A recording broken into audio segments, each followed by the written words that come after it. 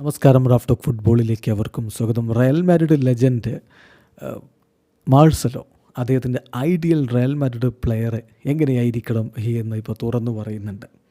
DJ മരിയയുമായിട്ട് സംസാരിക്കുന്ന ഘട്ടത്തിലാണ് അദ്ദേഹം ഇത് പറയുന്നത്. അദ്ദേഹത്തിൻ്റെ മകൻ എൻസോ ഇപ്പോൾ മികച്ച പ്രകടനം റയലിൻ്റെ യൂത്ത് ടീമിൽ നടത്തുന്നുണ്ട്.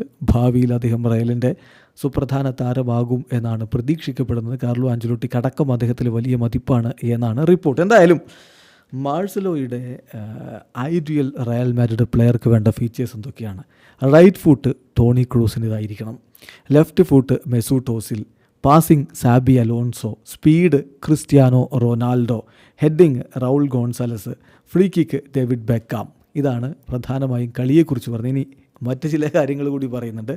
ഹെയർ സ്റ്റൈൽ ലൂക്കാ മോഡ്രിച്ചിൻ്റെതാവണം. DJ മാഴ്സലോയുടേതാവണം.